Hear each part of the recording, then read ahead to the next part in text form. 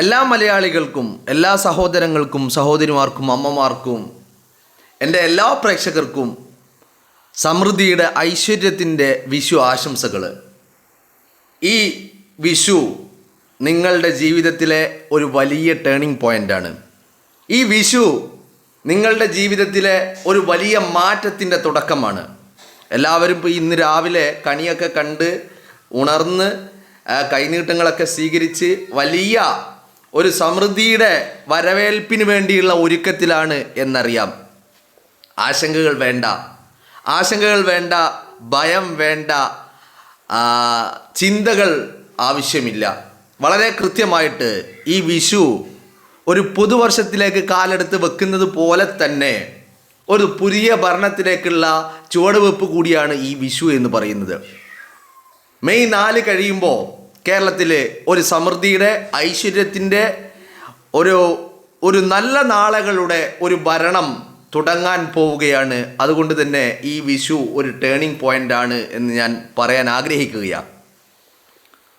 എല്ലാവരും സന്തോഷമായിരിക്കട്ടെ, എല്ലാവരും സമാധാനത്തോടു കൂടി, സാഹോദര്യത്തോടു കൂടി നമ്മുടെ നാട്, നമ്മുടെ സോഷ്യൽ ഫാബ്രിക്, നമ്മുടെ സാമുദായിക അന്തരീക്ഷം, നമ്മുടെ ഒരു ഒത്തൊരുമ, നമ്മുടെ ചേർത്ത് നിർത്തൽ, അതൊക്കെ നമ്മുടെ നാട്ടിൽ ഇനിയും വരണം.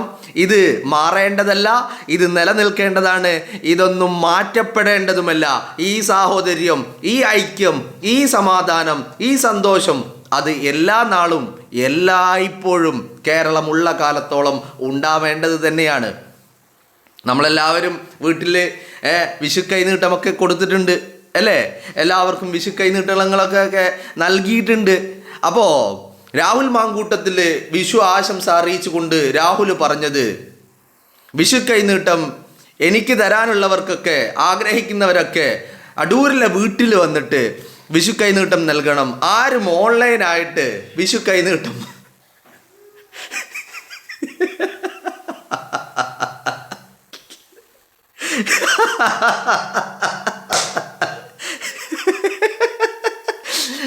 ആരും ഓൺലൈനായിട്ട് വിഷു കൈനീട്ടം തരാനുള്ളവർക്കൊക്കെ അടൂരിലെ വീട്ടിൽ ഞാൻ ഉണ്ട്. അടൂരിലെ വീട്ടിൽ വന്നിട്ട് വിഷു കൈനീട്ടം തരണമെന്നാണ് രാഹുൽ മാങ്കൂട്ടത്തിൻ്റെ അഭ്യർത്ഥന.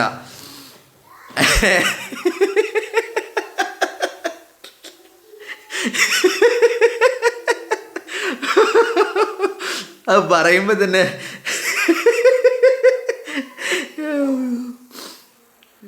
സോറി ട്ടാ, എനിക്കത് പറയുമ്പോൾ തന്നെ എനിക്ക് ചിരി വരികയാണ്. എനിക്ക് വല്ലാതെ അത് പറയുമ്പോൾ തന്നെ എനിക്ക് വല്ലാത്ത ചിരി വരികയാണ്. കാരണം സ്വാഭാവികമായിട്ടും രാഹുലിനെ സംബന്ധിച്ചിടത്തോളം അയാളുടെ ഉള്ളിൽ ഒരു ആശങ്കയുണ്ടാവുമല്ലോ. നമ്മളിന്ന് വിഷുവൊക്കെ കണിയൊക്കെ കണ്ട് കൈനീട്ടങ്ങളൊക്കെ നൽകി പ്രാർത്ഥിച്ച് രാവിലെ തന്നെ എല്ലാവരും ഒരു പുതുവർഷത്തിലേക്ക് വലിയ പ്രതീക്ഷകളോടുകൂടി നടന്നു നീങ്ങുമ്പോൾ അയാളുടെ ഓർമ്മകളിലേക്ക് വരുന്നത് 2024 ആ വിഷുവിൻ്റെ കൈനീട്ടമാണ്. 2024 അയാൾക്കൊരു കൈനീട്ടം കിട്ടിയിട്ടുണ്ടായിരുന്നല്ലോ. അത് ഓൺലൈനായിട്ടാണ് അയാൾക്ക് കിട്ടിയത്. എന്ന് പറഞ്ഞാൽ ഒരു ഓൺലൈൻ ട്രാൻസാക്ഷനിലൂടെയാണ് അയാൾക്ക് കൈനീട്ടം ലഭിച്ചത് 2024. ആ കൈനീട്ടം ലഭിച്ചത് ആ കൈനീട്ടം കൊടുക്കുമ്പോഴും അത് വാങ്ങുമ്പോഴും അതിന് ശേഷം ഒന്നും പ്രശ്നം ഉണ്ടായില്ല. പ്രശ്നമായത് എപ്പോഴാ? 2025 ലാസ്റ്റ്, അല്ല 2026 അല്ലേ? 2026 അന്ന് കൈനീട്ടം വാങ്ങിയത്, അന്ന് കൈനീട്ടം ഒരാൾ നൽകിയത്, അന്ന് കൈനീട്ടം തന്ന വ്യക്തി 2026 ആയപ്പോൾ അത് എന്താക്കി? അത് സാമ്പത്തിക ചൂഷണമാക്കി മാറ്റി. സ്വാഭാവികമായിട്ടും രാഹുൽ പറയുന്നതിൽ കാര്യമുണ്ട് അല്ലേ? അന്നത്തെ കൈനീട്ടം ഇന്ന് സാമ്പത്തിക ചൂഷണമായി മാറുന്നുണ്ടെങ്കിൽ സ്വാഭാവികമായിട്ട് അയാൾ പറയും, എന്ത്, എനിക്ക് ഓൺലൈനായിട്ടൊന്നും ആരും തരേണ്ട. അങ്ങനെ ആരെങ്കിലും ഇപ്പോൾ രാഹുലിനെ സ്നേഹിക്കുന്നവർ പല ഭാഗങ്ങളിലുണ്ടല്ലോ അല്ലേ? കേരളത്തിൻ്റെ വിവിധ ഭാഗങ്ങളിൽ. അപ്പോൾ എല്ലാവർക്കും ഇപ്പോൾ അടൂരിലെ വീട്ടിൽ പോയി കൊടുക്കാൻ പറ്റൂല. ഇനി ആരെങ്കിലുമൊക്കെ ഈ പറയുന്ന അയാളുടെ ബാങ്ക് ഡീറ്റെയിൽസൊക്കെ തപ്പിപ്പിടിച്ച് അയാൾക്ക് ഓൺലൈനായിട്ട് ട്രാൻസാക്ഷനൊക്കെ നടത്തിയിട്ട് ഇതെൻ്റെ കൈനീട്ടമാണ് എന്ന് പറയുമ്പോൾ അയാളുടെ ഉള്ളിലും ഒരു നെഞ്ചിരിപ്പുണ്ടാകും അല്ലേ? സ്വാഭാവികമായിട്ടും 2024 തന്ന കൈനീട്ടം 2026 ആയപ്പോൾ അത് പല രീതിയിൽ വ്യാഖ്യാനിക്കപ്പെട്ടു. അത് സാമ്പത്തിക ചൂഷണമായി, അതിനെതിരെ വലിയ പരാതികളുണ്ടായി, ഇതൊക്കെ ആയി മാറുന്ന ഒരു ഘട്ടമുണ്ടായി. അപ്പോൾ ഇപ്പോൾ 2024 കിട്ടുന്ന കൈനീട്ടം, വിഷുവിൻ്റെ അന്ന് കിട്ടുന്ന കൈനീട്ടം, അത് 2 വർഷങ്ങൾക്കപ്പുറം നിങ്ങളൊന്ന് ആലോചിച്ച് നോക്കൂ. ഒരു വിഷു ദിനത്തിൽ നമ്മൾ കൈനീട്ടം കൊടുക്കുന്നത് എന്താ? അതൊരു സമ്പൽ സമൃദ്ധിയുടെ, ഐശ്വര്യത്തിൻ്റെ, വരും നാളുകൾക്ക് വേണ്ടിയുള്ള ഒരു തുടക്കം എന്നുള്ള രീതിയിലല്ലേ അത് കൊടുക്കുന്നത്, അല്ലേ? അപ്പോൾ എന്നിട്ട് വരും നാളുകളിൽ 2 വർഷം കഴിയുമ്പോൾ അന്ന് കൊടുത്തത് അന്ന് അവൻ സാമ്പത്തിക ചൂഷണം നടത്തി എന്നൊക്കെ പറഞ്ഞു കഴിഞ്ഞാൽ നമ്മൾ എന്ത് ചെയ്യും? ആകെ കുടുങ്ങിപ്പോകൂല മനുഷ്യൻ, അല്ലേ? എന്ത് ചെയ്യാനാ? അന്ന് സ്നേഹമായിരുന്നു, ഐശ്വര്യമായിരുന്നു, ചേർത്ത് നിർത്തലായിരുന്നു, ഇതൊക്കെയായിരുന്നു. പക്ഷേ ഇന്നത് മറ്റു പലതുമായി മാറുകയാണ്. അപ്പോൾ രാഹുലിന് ഇപ്പോൾ അങ്ങനെ ഒരു ആശങ്കയുണ്ട്. ഇനി ആരെങ്കിലും ഇപ്പോൾ കൈനീട്ടം ഓൺലൈനായിട്ടൊക്കെ ട്രാൻസാക്ഷൻ നടത്തിയിട്ട് 2 വർഷം കഴിയുമ്പോൾ അല്ലെങ്കിൽ ഒരു 3 വർഷം കഴിയുമ്പോൾ അത് ഇത്തരത്തിൽ ആകുമോ എന്നുള്ളത്, അതുകൊണ്ടാണ് രാഹുൽ ഒരു അഡ്വാൻസ്, ഒരു പ്രിക്വേഷൻ എന്നുള്ള രീതിയിൽ അഡ്വാൻസ് ആയിട്ട് അദ്ദേഹം ഒരു എന്താ പറയേണ്ടത്, ഒരു മുൻകരുതൽ എടുക്കുന്നത് എന്നുള്ളതാണ്, അല്ലേ? വലിയ ചർച്ചയായതാണല്ലോ, അല്ലേ? ചില ആളുകളൊക്കെ ഈ കൈനീട്ടം കൊടുത്തതിനെ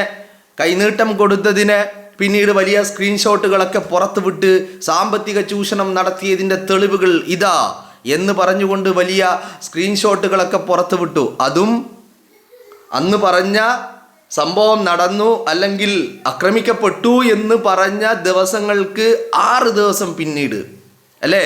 ഇതേ വിഷുവിൻ്റെ 6 ദിവസങ്ങൾക്ക് മുമ്പാണ് എന്നെ മൂക്കിൽ വലിച്ചു എന്ന് പറഞ്ഞത്, അല്ലേ? എന്നിട്ട് അതിന് തെളിവായിട്ട് സാമ്പത്തിക ചൂഷണം നടത്തി എന്നതിന് തെളിവായിട്ടായിരുന്നു ഈ വിഷു കൈനീട്ടത്തെ പലരും ചിത്രീകരിക്കുകയും അങ്ങനെ ആക്കി മാറ്റുകയും, ചിലരൊക്കെ ആ മാസം ഇങ്ങനെ റൗണ്ട് ചെയ്ത് ആ മാസം ഏതാണെന്ന് മനസ്സിലാകാത്ത രീതിയിൽ കട്ട് ചെയ്തിട്ടൊക്കെ ചില ആളുകൾ പ്രചരിപ്പിച്ചു. പക്ഷേ ഇത് സോഷ്യൽ മീഡിയയാണ്, ഇവിടെ ഇതൊക്കെ കണ്ടെത്താനുള്ള വഴികൾ ഒരുപാടുണ്ട് എന്ന് കട്ട് ചെയ്തവർ ചിന്തിച്ചില്ല, ഒരുപക്ഷെ ചിന്തിച്ചില്ല. ഇനിയിപ്പോൾ അത് വിഷു കൈനീട്ടമാണ് എന്ന് പൊതുസമൂഹം തിരിച്ചറിയാതിരിക്കാൻ വേണ്ടിയായിരിക്കണം ചിലപ്പോൾ അതിങ്ങനെ മായ്ച്ചു കളഞ്ഞത്, അല്ലേ? എന്താണെങ്കിലും ഞാൻ പറയുന്നത്, നമ്മുടെ ആരുടെ ജീവിതത്തിലും രാഹുൽ മാങ്കൂട്ടത്തിന് സംഭവിച്ചതുപോലെ സംഭവിക്കാതിരിക്കട്ടെ. കൈനീട്ടം ലഭിച്ചത് ഇന്നത്തെ ദിവസം അങ്ങനെയാണല്ലോ, എല്ലാവരും വലിയ ആഘോഷമാണ്, വലിയ സന്തോഷമാണ്, വലിയ ചേർത്ത് പിടിക്കലാണ്, എല്ലാവരും കൈനീട്ടം കൊടുക്കുകയാണ്. ഇതൊക്കെ കൊടുക്കുന്ന ഈ ദിവസം അത് നാളുകളിൽ ഐശ്വര്യത്തിന് വേണ്ടി, സമ്പൽ സമൃദ്ധിക്ക് വേണ്ടി ചെയ്യുന്ന കാര്യം നാളുകളിൽ അത് പാരയായി മാറാതിരിക്കട്ടെ എന്ന് ആഗ്രഹിക്കുകയാണ് ഞാൻ മനസ്സിൻ്റെ ഉള്ളിൽ, അല്ലേ? രാഹുലിന് സംഭവിച്ചതുപോലെ മറ്റൊരാൾക്കും സംഭവിക്കാതിരിക്കട്ടെ, അല്ലേ? നിങ്ങളൊന്ന് ആലോചിച്ച് നോക്കൂ. ഇതൊക്കെ ഒരു തേർഡ് പേഴ്സൺ, ഒരു മൂന്നാമതൊരു വ്യക്തി ഇതിനെയൊക്കെ ഉപയോഗിച്ച് രാഹുൽ മാങ്കൂട്ടത്തിനെ അടിച്ചമർത്താൻ, അയാളെ പാതാളത്തിലേക്ക് ചവിട്ടി താഴ്ത്തുവാൻ ഉള്ള ഒരു ആയുധമാക്കി മാറ്റുന്നത് കാണുമ്പോൾ സ്വാഭാവികമായിട്ടും ഇന്ന് അയാളുടെ മനസ്സിൽ ആശങ്കകളുണ്ടാകും, അല്ലേ? അയാളുടെ മനസ്സിൽ വലിയ ചോദ്യങ്ങളുണ്ടാകും, സ്വാഭാവികമാണ്. ഇപ്പം അയാളെ കുറ്റം പറയാൻ പറ്റുമോ നമുക്ക്, അല്ലേ? അല്ലെങ്കിൽ ആരെങ്കിലും നമ്മളങ്ങനെ പ്രതീക്ഷിക്കുന്നുണ്ടോ ഇങ്ങനെയൊക്കെ സംഭവിക്കുമെന്നുള്ളത്? ഒരിക്കലും നമ്മൾ ആരും പ്രതീക്ഷിക്കുന്നില്ലല്ലോ. അപ്പോൾ ഇത്തരത്തിൽ നമ്മുടെ സ്നേഹത്തെ, നമ്മുടെ സാഹോദര്യത്തെ, നമ്മുടെ ബന്ധങ്ങളെ എന്നെങ്കിലും ഒരിക്കൽ അന്ന് ചെയ്തത് അത് ഇന്നതായിരുന്നു, ഇങ്ങനെ മാറ്റിമറിച്ച് അതിനെ വക്രീകരിച്ച് അതിനെ ആയുധമാക്കി മാറ്റുന്ന ഒരു ഘട്ടം ആരുടെ ഇടയിലും ഉണ്ടാവാതിരിക്കട്ടെ എന്ന് കൂടി ഈ വിഷു ദിനത്തിൽ ആഗ്രഹിക്കുകയാണ്. സ്വാഭാവികമായിട്ടും വലിയ നമ്മുടെ ഒരു തുടക്കം, ഞാൻ ആദ്യമേ പറഞ്ഞതുപോലെ ഈ വർഷത്തെ വിഷു അത് ഒന്നുകൂടി സ്പെഷ്യലാവാനുള്ള കാരണമെന്ന് പറയുന്നത്, നമ്മൾ ഈ വർഷം തുടങ്ങുന്നു, പുതുവർഷം തുടങ്ങുന്നു, ഒരു സമ്പൽ സമൃദ്ധിയുടെ ഐശ്വര്യത്തിൻ്റെ വർഷങ്ങൾ ഇനിയുള്ള ജീവിതത്തിൽ നമ്മൾ പ്രതീക്ഷിച്ചുകൊണ്ട് തുടങ്ങുമ്പോൾ അതിന് സഹായകരമാകുന്ന രീതിയിൽ അടുത്ത മാസം 4-ാം തീയതി കൂടി കഴിയുമ്പോൾ നമ്മുടെ ഐശ്വര്യങ്ങൾ വീണ്ടും നിറഞ്ഞൊഴുകുന്ന ഒരു കാലഘട്ടത്തിലേക്ക് നമ്മൾ ചുവട് വെക്കുകയാണ്, അല്ലേ? UDFിൻ്റെ ഒരു നന്മയുടെ, കേരളത്തെ മുന്നോട്ട് നയിക്കുവാനുള്ള ഒരു നന്മയുടെ പ്രത്യാശയുടെ ഒരു വർഷമായിട്ട് ഇത് തുടങ്ങുക. അതുകൊണ്ടാണ് ഞാൻ പറയുന്നത് ഈ വർഷം സ്പെഷ്യലാവുന്നതിൻ്റെ കാരണം എന്ന് പറയുന്നത്, കഴിഞ്ഞ വർഷം വിഷു ഉണ്ടായിരുന്നു, കഴിഞ്ഞ വർഷം നമ്മൾ അനുഭവിച്ചു കൊണ്ടിരിക്കുകയായിരുന്നു 10 വർഷമായിട്ട്, അല്ലേ? അതിനൊക്കെ ഒരു അറുതി വരികയാണ്, അതൊക്കെ ഇവിടെ അവസാനിക്കുകയാണ്. ഒരു പുതു വർഷം തുടങ്ങുമ്പോൾ അതിന് പ്രത്യാശകൾ, ആഗ്രഹങ്ങൾ, ആശകൾ, പ്രതീക്ഷകൾ വാനോളമാണ്. UDFിൻ്റെ ഗവൺമെൻറ് വരാൻ പോവുകയാണ്. എല്ലാവർക്കും, എല്ലാ പ്രിയപ്പെട്ടവർക്കും നന്മകൾ നിറഞ്ഞതാകട്ടെ ഈ പുതുവത്സരം, ഈ വിഷു സമ്പൽ സമൃദ്ധിയുടേതാവട്ടെ. അതോടൊപ്പം തന്നെ ആരും ഈ നന്മയുടെ ദിവസം, ഈ പ്രത്യാശയുടെ ദിവസത്തെ ആരും മിസ്യൂസ് ചെയ്യരുത്. രാഹുലിനോട് ചെയ്ത പോലെയൊന്നും ആരും ചെയ്യാൻ നിൽക്കരുത്. കാരണം അതൊക്കെ വളരെ മോശമാണ്, വളരെ മോശപ്പെട്ട കാര്യമാണ്. അത്തരത്തിലുള്ള സമീപനങ്ങളൊന്നും ഇനി നാളുകളിൽ ഉണ്ടാവരുത്. ഇന്ന് വിഷു കൈനീട്ടം നൽകിയതിനെ നാളെ അത് എന്താക്കരുത്, സാമ്പത്തിക ചൂഷണമാക്കി മാറ്റരുത്. അല്ലെങ്കിൽ ഇന്ന് നൽകുമ്പോൾ അവൻ ബന്ധമുള്ളവനായിരുന്നു, അവനോട് സ്നേഹമുണ്ടായിരുന്നു, അവനോട് വലിയ താല്പര്യമുണ്ടായിരുന്നു, ഒക്കെയുണ്ടായിരുന്നു. നാളെ എന്നെങ്കിലും അത് ഏതെങ്കിലും രീതിയിൽ എവിടെയെങ്കിലും ആ ബന്ധങ്ങളിൽ വിള്ളൽ വീഴുമ്പോൾ അത് പിന്നീട് അതിനെ ഇന്ന് നൽകുന്നതിനെ ഒരിക്കലും അതൊരു ആയുധമാക്കി മാറ്റി, ക്രൂശിക്കാനുള്ള ആയുധമാക്കി മാറ്റരുത്. എസ്പെഷ്യലി ഇത്തരത്തിൽ നമ്മൾ ഒരു നന്മ ചെയ്യുമ്പോൾ നമ്മളൊരു കാര്യം ആലോചിക്കേണ്ടത്, നമ്മൾ ആർക്കാണോ ചെയ്യുന്നത് ആ വ്യക്തിയും ചെയ്യുന്ന നമ്മളും മാത്രം അറിഞ്ഞാൽ മതി. കാരണം എന്താ അറിയോ, ഇത് നന്മയാണ് ചെയ്യുന്നത്.